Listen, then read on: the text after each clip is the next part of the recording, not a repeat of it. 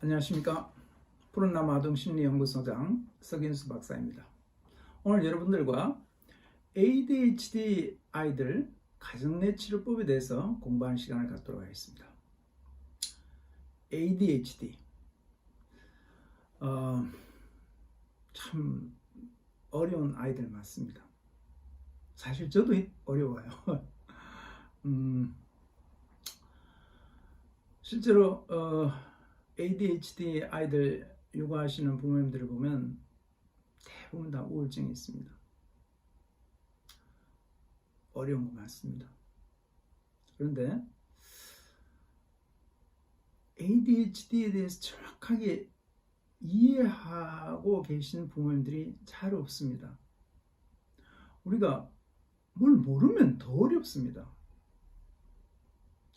우리가 전기를 잘 모르면 전기 옆에 가기가 두렵죠. 전기로부터 우리가 자유로울 수가 없어요. 매이죠. 근데 전기에 대해서 잘 알면 우리가 충분히 자유로울 수 있죠. 마찬가지입니다. ADHD에 대해서 조금 공부를 하셔야 됩니다. 조금 아시면 좀 이해의 폭도 넓어지고 아이를 품어낼 수 있는 힘도 조금 더 커지십니다. 그래서 오늘 저와 함께 ADHD에 대해서 공부를 좀 하겠습니다. 자, ADHD는 뭐 아시겠지만 Attention Deficit Hyperactivity Disorder의 약자입니다. 그러니까 주의력 결핍 과잉 행동 장애라는 거죠. 근데 주의력 결핍이라는 것은 주의 집중을 잘 못한다는 거고, 그리고 과잉 행동, 행동의 폭이 크다는 거죠. 가만히 앉아 있지 못하죠. 그리고 얼마나 힘들겠어요. 근데 이 ADHD 애들은 부모가 잘못해서 나오는 거 아닙니다. ADHD는 만들어져서 나옵니다. 후천적으로 만들어진 것이 아닙니다. 그러니까 부모가 학대를 했거나 뭐 잘못 육아해서 생기는 병이 아닙니다. ADHD는 처음부터 ADHD로 태어납니다. ADHD 생육사를 보면 제일 중요한 것이 태어나서 돌 때까지 육아하기가 너무 까탈스럽습니다. 그때부터 아마 부모님들은 엄청 힘들었을 거예요. ADHD는 그런 것입니다. 그러니까 ADHD로 태어나는 것입니다. 그러니까 부모님들은 내가 뭘 잘못했나 하는 이런 죄책감에서 조금은 자유를 하시는 것이 좋습니다. 자, 중요한 거는 뭐 어쨌든 ADHD로 태어났습니다.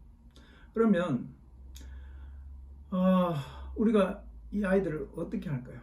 말 안 들으면 뭐 옛날 우리 어른들은 말을 잘 듣지 않는 아이들은 매로 다스리라 했는데 ADHD 애들은 매로 다스리면 이 아이들이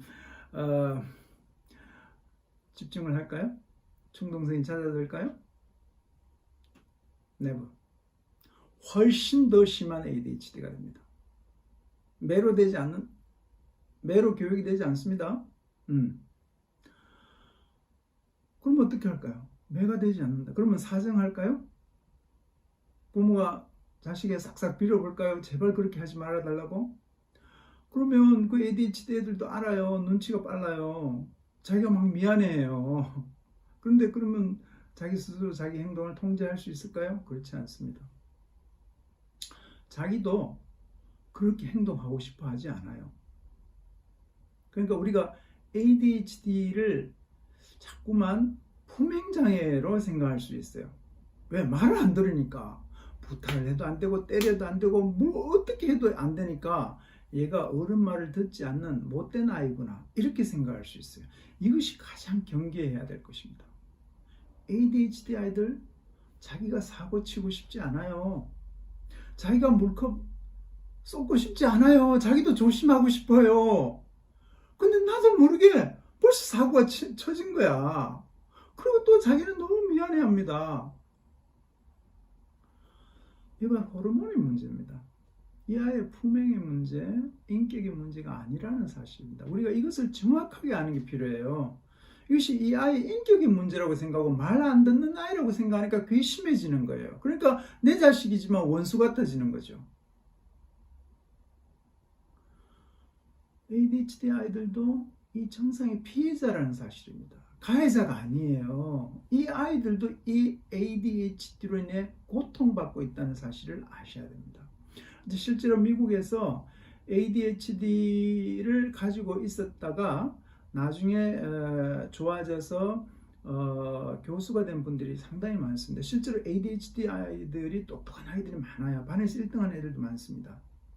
물론 뭐 대부분의 아이들은 그렇지는 않죠. 근데 나중에 자서전을 쓰면 이런 얘기를 해요. 자기 유년 시절이 너무 우울했다고 얘기합니다. 그럼 그 책이 나오면 그 아이를 육아하셨던 부모님들이 당연히 읽겠죠. 자기 자식이 낸 책이니까 깜짝 놀랍니다.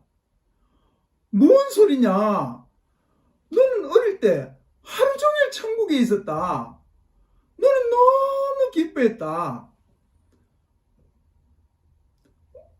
너를 지켜보는 우리가 우울했지. 너가 왜 우울해? 막 이렇게 반문한다고 합니다. 누가 사실일까요? 네, 양쪽 다 사실입니다. 부모도 우울했고요. ADHD 당사자도 우울했습니다. 부모는 그 아이가 우울하다는 것은 몰랐던 거죠.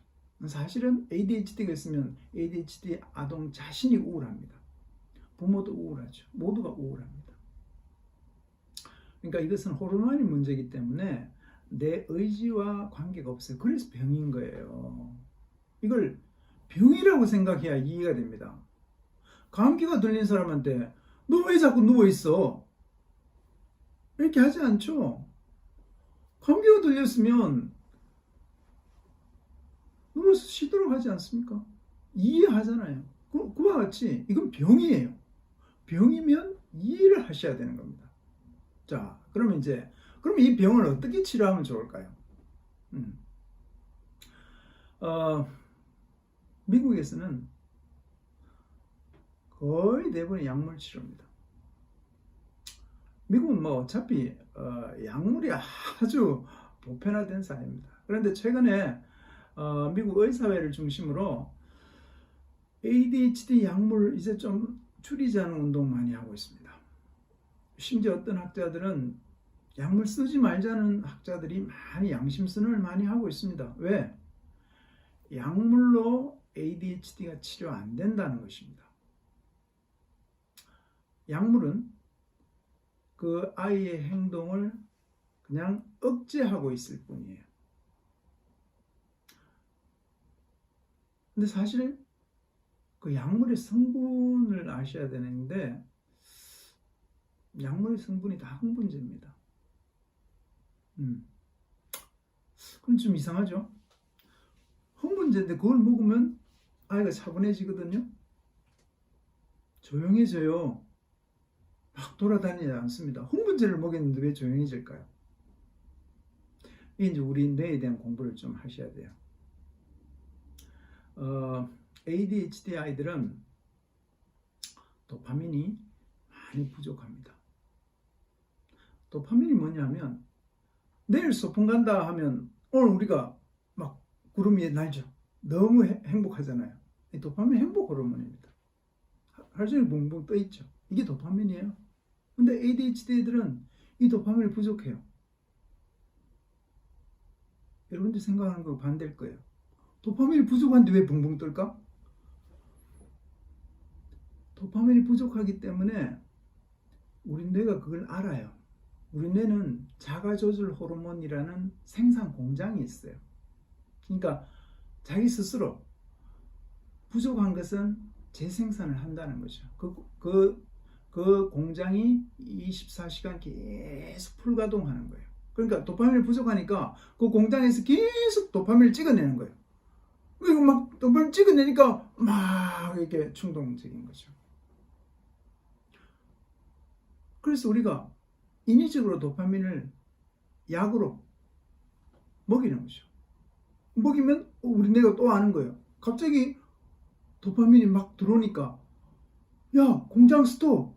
도파민이야! 더 만들어낼 필요 없어 해서 공장의 문을 셧다운 하니까 갑자기 쫙 가라앉아 버리는 거예요.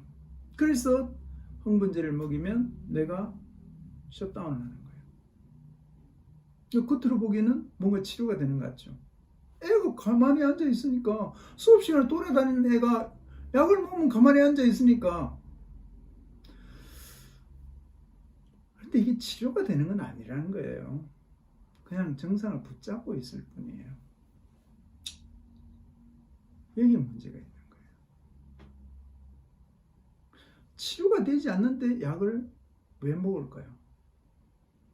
ADHD 아이들이 약을 먹는 것은 사실은 자기를 위해서 먹는다기보다는, 참 이렇게 얘기하면 조금 하지만 제가 사실대로 얘기하겠습니다.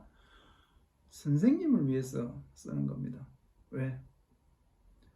선생님이 이 아이만 보는 거 아니잖아요. 30명 가까운 아이를 보는데 이 한 명이 이렇게 몇십 명처럼 통제하기, 같이 돌보기 힘들기 때문에 선생님을 위해서 약을 먹는 겁니다. 두 번째는 그 반 아이들을 위해서 쓰는 겁니다. 세 번째는 우울한 부모를 위해 쓰는 거고요.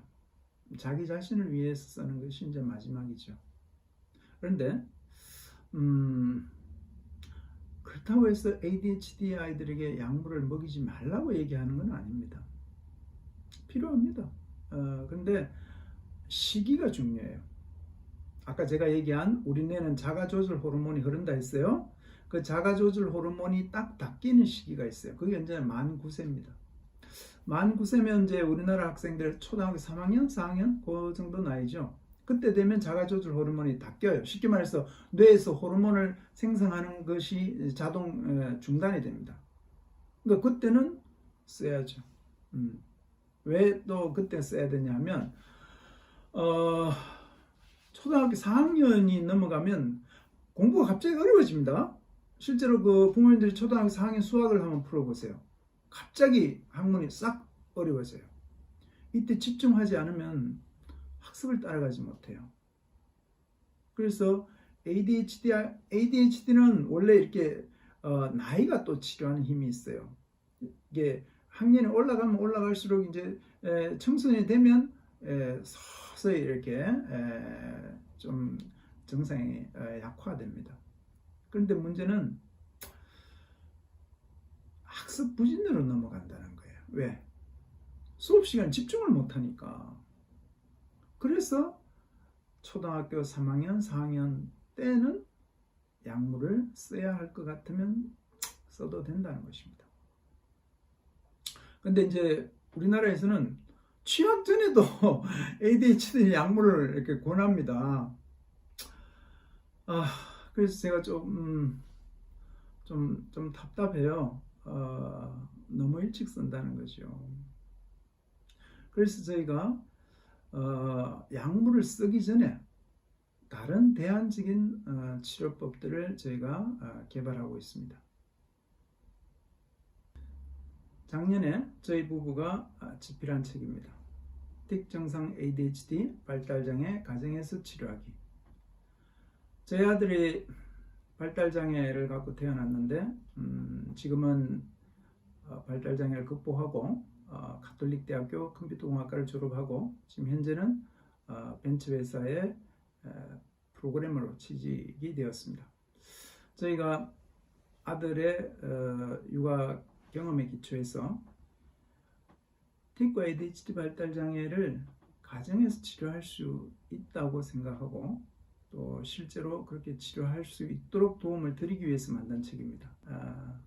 이 책에 보면 ADHD 아이들을 어떻게 치료해야 되는지 음식 치료에 대한 내용이 많이 나옵니다. 실제로 ADHD는 음식을 건강한 음식을 먹어야 됩니다. 인스턴트 음식, 가공식품 이런 거 먹으면 되지 않습니다. 실제로 그 연구에 의하면 ADHD를 유발하는 요인들 중에 음식이 상당한 비중을 차지합니다. 그래서 음식을 어떻게 먹어야 될지에 대한 내용이 나오고요. 그리고는 지압 이런 그림들이 나옵니다. 자세하게 그려 놓았기 때문에 보시고 혈점을 따라서 이렇게 눌러 주시면 됩니다. 근데 ADHD 애들을 혈점 지압한다고 뭐가 좋아지느냐 이렇게 생각할 수 있는데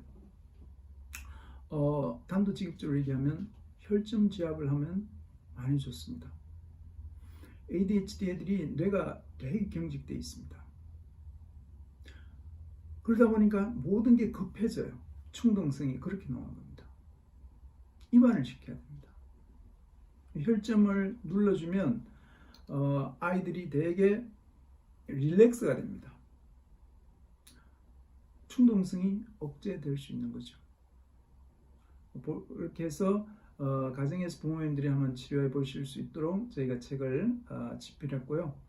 그 다음 또 하나의 방법은 제 논문입니다. 제가 박사학위 때 ADHD를 대상으로 논문을 썼습니다. 제목이 한번 읽어보겠습니다. 상호작용식 메트로놈 중계에 따른 ADHD 아동의 행동 문제, 인지 및 학습 능력 개선에 관한 연구입니다. 이 논문이 우리가 조금 재밌는 에피소드가 있습니다. 이 논문이 박사학위를 인정 못 받을 수도 있었어요. 왜 그러냐면 단기간에 ADHD 아이들이 지능이 20점 올라간 걸로 나옵니다. 그것도 3명의 아이들이 다. 그래서 저희 학교의 교수님들이 비상회의를 했어요. 논문에 인플레가 너무 심하다. 아니 도대체 뭘 했길래 그 짧은 기간에 ADHD 애들이 지능이 20점이나 올라갔느냐. 그래서 논문 조작이다. 그래서 박사학위를 못 주겠다. 이렇게 나왔습니다. 그래서 제가 웃으면서 얘기했습니다. 교수님들 앉혀놓고 교수님 연구 결과가 요만큼 좋아졌는데 이만큼 좋아졌다고 하면 논문 조작이지요? 하고 물으니까 교수님들이 그렇잖아! 그래요. 그래서 제가 그러면요 이만큼 좋아졌는데 요만큼 좋아졌다고 하는 거는 뭘까요? 하니까 대답을 못해요. 그렇죠. 그런 논문은 있을 수가 없죠. 이만큼 했는데 굳이 줄일 필요가 없죠. 제가 이만큼 나온 걸 이만큼 줄이고 싶었어요. 저도 교육학자잖아요. 그 짧은 기간 내에 지능이 이렇게 좋아지니까 저 스스로가 믿음지가 않아요. 그래서 저도 생각이 있죠. 과연 남들이 이걸 어떻게 볼까 고민이 되는 거예요. 그래서 지능을 좀 줄이고 싶은 충동이 있는 거예요. 이거 조작이죠. 그래서 제가 교수님들한테 얘기했어요. 지금이라도 줄일까요? 제가 물었어요. 교수님들 웃는 거예요. 제가 대학원에 와서 우리 아들 때문에 공부한 거거든요. 정말 진지하게 공부했습니다. 연구하지 않는 교수님들 저한테 혼이 났습니다. 정말 진지하게 공부했습니다. 그걸 다 아시죠? 그래서 나중에 그러시더라고요. 다른 사람이 이런 논문을 갖고 왔으면 절대로 통과 못했을 텐데 석 선생이 썼다니까 우리가 믿는다. 그렇게 통과했습니다. 이 논문에서 실제로 ADHD 아이 3명이 나옵니다. 주의력 결핍 우세형, 충동성 우세형, 그다음 복합형. 복합형은 주의력 결핍도 있고 충동성도 있고 두 가지를 다 있는 게 복합형입니다. 근데 이 3명의 학생들이 단기간에 지능이 20점이 올랐어요. 이거 누가 믿겠어요? 진행한 저도 믿기 어려운데. 근데 실제로 그렇게 올랐습니다. 왜 그러냐면 일단은 ADHD를 가진 아이들이 지능검사할 때 처음부터 집중을 못합니다. 근데 이제 여기 이제 인터랙티브 메트로놈이라는 이게 이제 10년 전에 미국에서 만들어진 새로운 두뇌 감각 트레이닝 기법입니다. 제가 이제 제일 처음 우리나라에 소개를 했죠. 근데 이 기계의 좋은 점이 전두엽, 실행 기능 부분을 되게 강화를 시켜요. 그러면 이 부분이 좋아지면 계획성이 좋아져요. 집중력이 좋아집니다. 이 트레이닝을 집중적으로 쭉 받으면 아이들이 집중력이 좋아집니다. 그러면 나중에 지능검사할 때 집중력이 좋아지니까 옛날에는 뭐 딴짓 하다가 지능검사를 다 놓쳤는데 이 집중이 되니까 자기 지능이 다 나오는 거죠. 실제로 어떤 애는 30점이 올랐어요. 그렇게 되는 겁니다.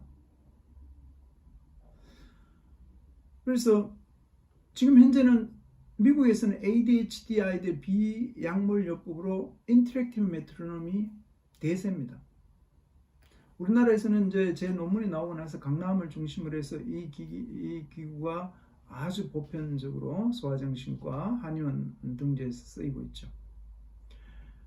ADHD는 이렇게 다양한 치료법이 있습니다. 무조건 약물로 해야 된다는 이 편견에서 조금 벗어나시고요. 또 실제로 우리나라 부모님들이 모질지를 못해요. 자기 아이에게 ADHD 약을 먹이면서 죄책감을 느낍니다. 될 수 있으면 안 먹이고 싶어 하죠.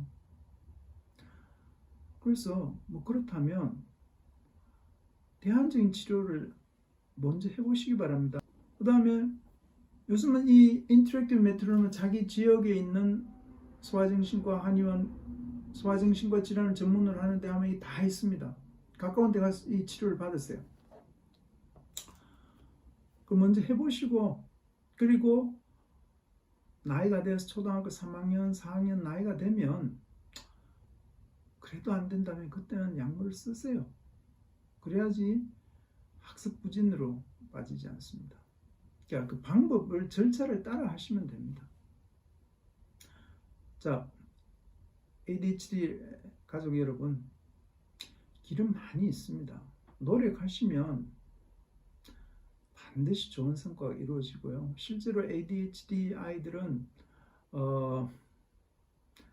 예후가 다른 소아정신과 질환에 비해서 좋습니다. 나이가 들고 이렇게 어른이 되면 세월이 아이를 치료하니까 너무 걱정 안 하셔도 되고요. 또 저희는 ADHD 아이들을 위해서 특별히 진로적성 검사를 하고 있습니다. 미국에서는 ADHD나 아스퍼거 둘 중에 하나는 있어야 천재과학자가 된다는 말이 있습니다. 왜냐하면 이 아이들이 에너지가 넘치거든요. 그리고 아스퍼거 같은 경우는 하나에 그냥 꽂히잖아요. 에너지가 넘치고 하나에 꽂히고 이래야지 천재과학자가 되는 거예요.